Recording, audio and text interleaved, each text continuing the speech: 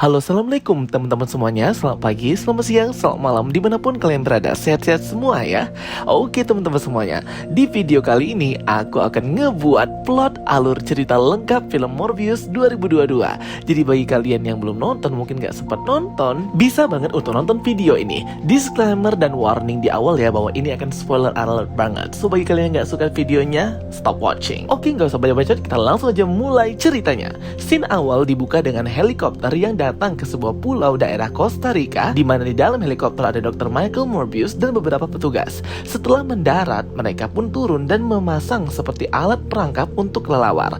Dipasang di bibir gua pulau atau lembah di Costa Rica itu ya, di mana di dalam gua yang besar itu terdapat ribuan kelelawar penghisap darah atau vampire bat. Jadi ini berbeda dengan kelelawar yang ada di lingkungan kita ya guys. Kelelawar ini cuma minum darah saja untuk tetap hidup. Dr. Morbius pun langsung menyayat tangannya dengan pisau agar para kelelawar tertarik keluar dari gua karena tetesan darah dan terperangkap di alat penangkap itu. Tanpa disadari ternyata kelelawar vampir itu pun tertarik ya dengan darahnya Michael Morbius dan malah menyerbu keluar dari gua berjumlah ribuan dan menyerang petugas, helikopter dan Dr. Morbius. Di sini scene-nya agak aneh ya, apakah mereka ini menyerang atau cuma keluar doang dari gua. Scene-nya pun langsung di-cut ke Lab Horizon tempat Dr. Morbius bekerja.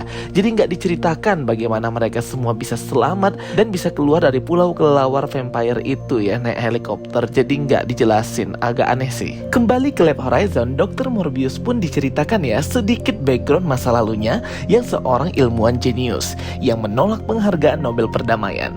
Padahal penemuannya itu sangat brilian ya guys, yaitu replika darah buatan atau artificial blood yang dapat digunakan untuk menolong jutaan penderita pasien kelainan darah, baik anak-anak maupun orang dewasa.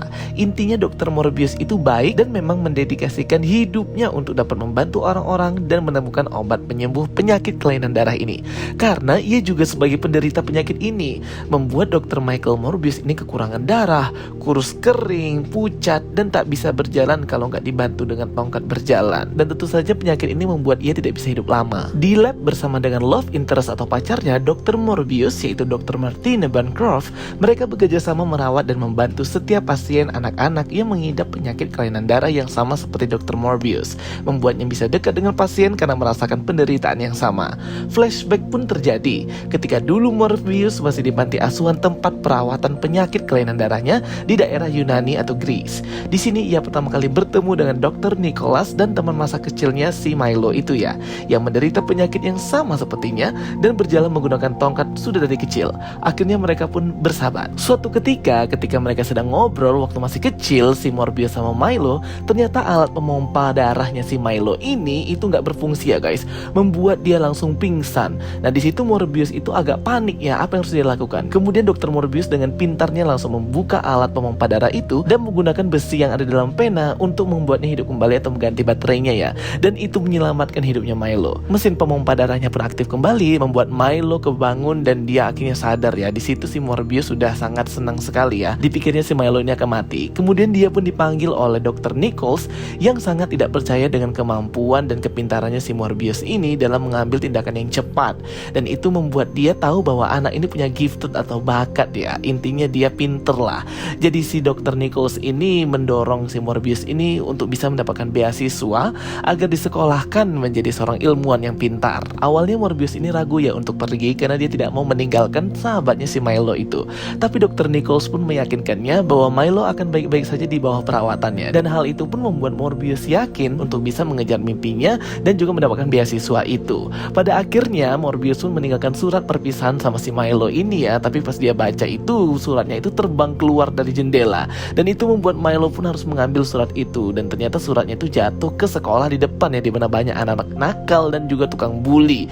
Di situ si Milo pun akhirnya dipukulin ya, karena anak-anak nakal tukang bully itu mau menghancurkan surat dari si Morbius itu. Dan akhirnya Dr. Nichols pun datang untuk membantunya. Jadi pada dasarnya si Milo dan Morbius ini memang anaknya baik ya guys dari kecil. Setelah flashback masa kecilnya Morbius selesai, Dr. Martin dan Dr. Morbius pun melakukan percakapan perlengkapan ya di lab itu, dimana Dr. Martin ini penasaran sekali apa yang sebenarnya Dr. Morbius lakukan di Pulau Costa Rica saat dia menyewa helikopter di sana. Dan ternyata di dalam lab itu sudah disembunyikan banyak kelelawar dari pulau itu ya, yang dimana Dr. Martin ini mengetahui sebenarnya, tapi si Dr. Morbius itu berusaha untuk menyembunyikannya tapi ketahuan juga. Jadi sudah banyak guys kelelawar vampir yang ditangkap oleh Morbius ini dan ditempatkan di dalam sebuah tangki dalam lab Horizon itu. Kita nggak tahu ya gimana cara dia membawa semua kelelawar ini. Jadi tiba-tiba sudah ada aja di lab itu. Jadi di sini barulah si Dr. Morbius ini berkata kepada Dr. Martin bahwa sebenarnya semua ini adalah untuk mencari serum atau obat penawar akan penyakit dia dan penyakit orang-orang tentang kelainan darah itu. Jadi ternyata Dr. Morbius ini sudah melakukan percobaan dan riset ya guys terkait kelelawar-kelelawar vampir ini. Dari mulai pembedahan, pemisahan jaringan kelelawar yang diambil, dan percampuran bahan-bahan kimia gitu. Bahkan hingga sudah percobaan ratusan kali ke sebuah objek yaitu tikus, namun selalu gagal. Tujuannya adalah untuk menggabungkan DNA kelelawar dan makhluk hidup lainnya hingga ke manusia dengan tujuan untuk dapat mereplika sifat alami kelelawar vampire yang hidup dan tertarik kepada darah. Intinya kayak gitu ya. Dimana nantinya obat serum penawar penyakit ini dapat digunakan sebagai obat penyembuh bagi semua orang-orang penderita kelainan darah termasuk Dr. Morbius itu sendiri. Setelah percampuran cairan selesai, Dr. Morbius pun mendemokan percobaan kesekian kalinya di depan Dr. Martin dengan menyuntikkan serum tersebut ke objek percobaan seekor tikus. Namun ternyata secara cepat tikus itu pun tergeletak kayak pingsan ya. Mereka pikir tikus itu mati dan percobaan gagal, padahal tidak, dan sukses ya guys.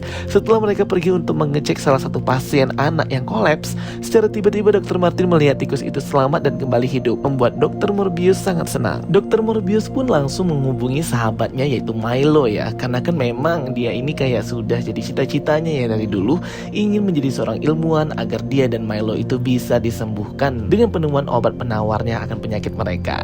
Setelah datang si Milo ini juga sudah gede ya, sama seperti Morbius juga. Dan ternyata si Milo ini orang kaya ya guys, duitnya banyak, dan di sana juga ada Dr. Nichols yang masih merawat si Milo ini. Jadi kayak reunite dan reuni kembali ya antara Dr. Nichols, Morbius, dan si Milo. Kemudian di sana Morbius pun berkata, ayo kita pergi, ada hal yang penting ingin dia sampaikan. Di sini scene-nya lumayan lucu ya guys, dimana si Milo dan juga Morbius ini mereka kan jalannya pakai tongkat ya, dan mereka jalan di tengah-tengah kerumunan orang New York yang sedang berjalan juga secara terburu-buru. Jadi kayak menunjukkan ke penonton bahwa walaupun disabilitas tetap bisa menikmati hidup, tetap bisa berjalan di keramaian. Jadi mereka tujuannya pergi ke tempat sebuah taman. Di sana Morbius pun berkata kepada Milo bahwa dia sudah menemukan obat penawar untuk penyakit mereka, dan dia butuh bantuan Milo untuk menyiapkan sebuah kapal dan di perairan internasional atau perairan laut lepas gitu ya kalau nggak salah, untuk bisa memulai percobaan itu, mungkin untuk meminimalisir hal-hal yang nggak diinginkan. Awalnya sih si Milo ini nggak percaya ya dengan apa yang diomongkan Morbius kalau dia sudah menemukan serum atau obat penawar dari penyakit mereka. Tapi setelah diyakinkan oleh Morbius bahwa dia harus percaya sama Morbius bahwa ini akan berakhir baik dan mereka bisa sehat kembali, akhirnya Milo pun mau menuruti apa yang diomongkan oleh si Morbius, yaitu menyiapkan kapal dan juga kru-kru kapal untuk berada di laut gitu, untuk memulai percobaan penyuntikan serum itu. Ditemani oleh Dr. Martine dan beberapa kru atau tentara kapal bersenjata lengkap, Dr. Morbius memulai percobaan gilanya dengan menyuntikkan serum buatannya itu, penggabungan DNA kelelawar vampir, ke dalam tubuhnya melalui tulang belakang. Ini merupakan percobaan pertama kali kepada manusia. Dr. Martine awalnya tidak mau melakukannya karena memang dia sangat sayang dan cinta sama Morbius. Tapi setelah ia diyakinkan Morbius bahwa semua akan baik-baik saja, akhirnya dia pun menurut ya, dan mulai menyuntikkan serum itu. Untuk serumnya diperlihatkan ini ada 3 botol ya guys, yang dibuat oleh Dr. Morbius. Satu sudah digunakan untuk percobaan di kapal ini ke tubuhnya Morbius, sehingga tinggal tersisa hanya 2 botol lagi ya. Setelah Dr. Martin selesai menyuntikkan serum itu ke tubuhnya Morbius mulai bereaksi ya. Ia merasakan sakit yang sangat sakit dan badannya mulai bergetar dan berguncang sangat hebat. Dr. Martin pun mulai khawatir ya, tapi dia tetap fokus aja dengan pekerjaannya. Kemudian salah satu tentara awak kru kapal itu pun datang ke bawah ke ruangan lab itu, di mana di sana ada Dr. Martin yang masih memantau perkembangan Morbius. Di sana Dr. Martin menyuruh si kru itu untuk keluar dari sini ya, karena inilah private tempatnya. Tapi dia kayak nggak nurut gitu ya, dan ia mulai melihat lah kemana Dr. Michael Morbius. Di sana Dr. Martin pun bingung kenapa Dr. Morbius yang sudah diikat di sebuah kursi itu sudah hilang. Dan setelah kru kapal itu mengecek sambil memegang pistol, Morbius itu ternyata sedang bergelantungan di bagian atas ruangan. Dr. Martin pun ikut terkejut. Kru kapal itu langsung menembaki Morbius ya, padahal sudah diingatkan mengingatkan Dr. Martin jangan menembak. Akhirnya kru kapal itu pun mati dihisap darahnya sampai habis. Dr. Martin pun ketakutan dan langsung menutup dan mengunci ruangan isolasi itu. Kru kapal pun yang lain menyusul dan melihat Morbius sedang menghisap darah dan membunuh teman mereka. Kru kapal langsung menembaki Morbius, membuat kaca ruang isolasinya pecah dan hancur. Dr. Martin pun berusaha menghalangi mereka, kena dorong dan terbentur kepalanya membuat ia pingsan. Nah, hal ini men-trigger si Morbius menjadi lebih ganas dan kejam ya guys. Secara membabi buta, brutal, Morbius menyerang dan menyayat dan menghisap darah semua kru kapal. Ia membunuh mereka satu persatu dan memburu mereka kayak seekor hewan buas yang haus darah. Di sini efek CGI-nya keren banget ya guys, menunjukkan gimana cepatnya Morbius itu terbang dan berpindah. Juga scene ini agak mencekam ya karena semuanya diburu satu-satu. Setelah semua kru kapal mati dan semua darah mereka sudah habis, Morbius pun akhirnya terbangun ya guys. Di situ dia kembali menjadi manusia, di mana badannya itu mulai berotot, bagus, dan memiliki tenaga seperti manusia yang gak punya penyakit sama sekali. Jadi ketika Morbius ini menggunakan kekuatannya, dia itu kayak bertransformasi ya, baik bentuk badannya, bentuk mukanya, cakarnya, dan sebagainya, seperti monster kelelawar gitu. Ketika dia tersadar, dia bingung ya kemana semua orang kok pada mati, dan dia pun mengecek CCTV yang ada di kapal itu, dan dia langsung muntah ya guys. Dia betul-betul gak sadar dengan apa yang sudah dia lakukan, dengan pembunuhan massal yang ia lakukan. Di sini dia pun melihat Dr. Martin akhirnya masih hidup dan dia lega sekali ya guys. Dia langsung menyelimuti Dr. Martin dan mulai merawatnya. Kemudian dia langsung menghubungi radio terdekat untuk mengetahui bahwa ada mayat dan juga pembunuhan di kapal ini dan tolong minta bantuan. Agen pemerintah dari pihak polisi pun datang membantu dan akhirnya mereka tahu bahwa ada yang selamat, yaitu si Dr. Martin. Tapi mereka bingung kenapa semua mayatnya malah habis darahnya ya. Scene pun berpindah kepada point of view-nya si Morbius ya, dimana dia kembali ke labnya untuk mempelajari apa yang sudah dia dapatkan. Jadi dia kayak mempelajari semua kekuatan dan apa yang sudah dilakukan serum ini kepada tubuhnya. Berapa durasi jam dia membutuhkan darah, terus juga melatih semua kemampuan yang diberikan oleh serum ini seperti pendengaran yang tajam, bed radar, super strength dan kekuatan supernya, dan juga melatih berbagai inderanya yang seperti kelelawar. Jadi intinya si Morbius ini masih mengkonsumsi darah buatan atau artificial blood itu ya guys, yang berwarna biru, karena dia sudah nggak mau lagi membunuh orang di sekelilingnya seperti yang ia lakukan di kapal itu guys. Dan dia mencatat setiap durasinya, ternyata durasinya terus turun ya, dari mulai dia meminum 1 kantong, 2 kantong, berbeda kalau dia meminum betulan kantong darah. Jadi intinya dia berusaha untuk memahami kekuatannya lah. Dan kemudian si Milo ini sudah tahu ya apa yang kejadian di kapal, dan ia datang ke lab itu dan bertemu dengan si Morbius, di mana Morbius terlihat di sana menahan dirinya untuk tidak minum darah ya guys. Dan ternyata si Milo ini kasihan dan akhirnya dia ngambilin darah berwarna biru di tempat kulkas dekat lab itu dan diberikan kepada Morbius. Di situ si Milo ini sangat terkejut ya dengan perubahan Morbius. Bagian badannya juga berubah, ia bisa berjalan, ia terlihat sangat sehat, dan Milo ini sangat ingin serum itu. Tapi Morbius pun tidak memberikan kepadanya karena katanya ini adalah curse atau kutukan. Tapi si Milo tetap ngotot ya bahwa ini adalah gift atau pemberian atau anugerah.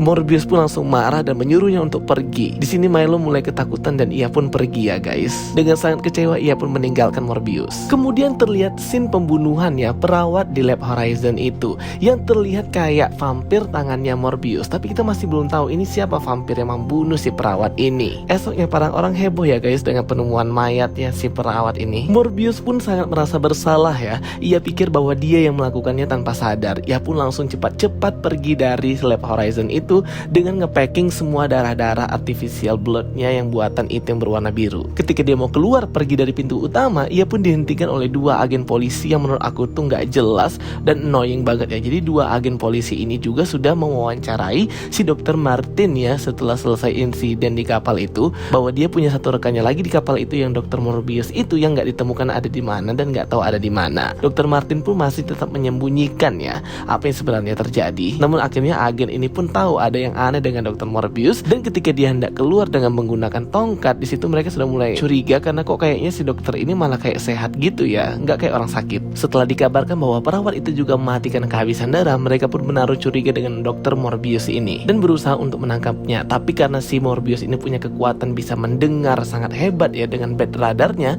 ia pun sudah tahu bahwa ia akan ditangkap dan langsung kabur ya guys ke rooftop. Terjadi adegan fight scene sedikit ya guys antara Morbius dan juga agen polisi yang mau menangkapnya. Di sini padahal dia menggunakan kekuatannya yaitu bisa terbang dengan sangat cepat, tapi nggak tahu kenapa tiba-tiba si agen polisi itu udah bisa aja ada di rooftop juga. Apa dia juga manusia super ya, di sini plot hole banget sih. Dan pada akhirnya si Morbius itu tidak mau melawan dan dia menyerah ya, karena memang kan dia ini orangnya baik ya. Di penjara Morbius pun mulai diinterogasi oleh dua agen polisi nggak jelas itu. Yang satu membawa holy water atau air suci ya, katanya bisa penangkal vampir karena mereka takut gitu. Jadi pada intinya mereka nggak dapat apa-apa sih dari interogasi itu, karena si Morbius ini sudah kayak orang mau gila gitu. Jadinya dia kayak dimasukin lagi ke dalam selnya. Milo pun datang ya, pura-pura menjadi pengacara yang hendak menyelamatkan si Morbius. Tapi ada yang aneh ya dengan si Milo ini. Dia itu seperti kelihatan orang sehat dan ternyata dia itu hanya berpura-pura pakai tongkat ya. Di sana dia memberikan sekantong darah full kepada Morbius agar dia bisa menjadi vampir lagi dan sehat kembali. Di sini Morbius sudah curiga bahwa Milo ini adalah vampir dan dia membunuh perawat itu. Dan ditambah lagi ternyata tongkat yang dibawanya untuk dia bantu berjalan itu tertinggal di selnya karena ia memang berpura-pura ya, dan sengaja menunjukkan di depan Morbius. Dan itu membuat Morbius sangat murka dan marah dengan apa yang sudah dilakukan oleh Milo. Morbius pun langsung merusak selnya dan kabur dari penjara untuk mengejar si Milo dan juga untuk menyadarkannya. Di sana akhirnya dia menemukan si Milo ya guys. Terjadi pertengkaran dan juga perkelahian antara mereka berdua. Si Milo ini jahat banget ya guys jadi vampir. Jadi dia itu tidak mengendalikan haus akan darahnya. Dia menyerang dan membunuh siapa saja orang-orang di sekelilingnya. Si Milo ini juga membunuh membabi buta para agen-agen polisi dan terjadi perkelahian mereka itu sampai ke stasiun bawah tanah ya, dimana di sini Morbius pun akhirnya bisa mengendalikan kekuatan terbangnya dengan mengikuti angin atau alur kayak gitu ya. Di sini keren banget ya scene terbangnya. Jadi si Morbius ini kabur dulu ya guys, karena dia sadar kayaknya bukan dengan cara ini atau saat ini bisa menyadarkan si Milo ini. Jadi sekarang di kota New York ada dua vampir ya, vampir Morbius dan vampir Milo. Tapi semua agen polisi itu menyangka ya perbuatannya si Morbius, karena mereka tahu vampir itu cuma satu ya, si Morbius.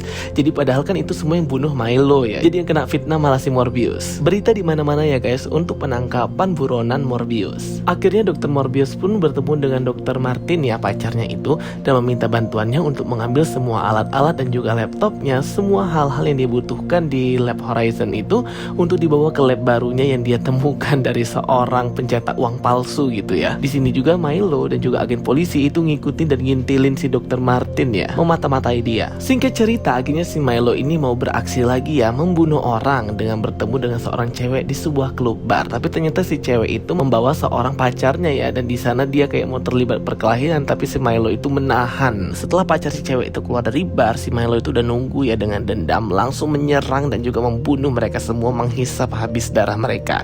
Milo ini nggak sadar kalau ternyata ia itu terekam CCTV, dan pada akhirnya para polisi pun tahu ada dua vampir. Ternyata vampir yang rambut pendek si Milo dan vampir rambut panjang ya si Morbius. Dan ternyata yang membunuh itu ya si vampir Milo ini. Akhirnya dia pun masuk ke berita juga ya guys. Dr. Nichols pun datang ya ke kediamannya si Milo yang agak stres karena dia itu aksinya masuk berita. Dr. Nichols ini pun terkejut dengan perubahannya si Milo yang berubah jadi vampir.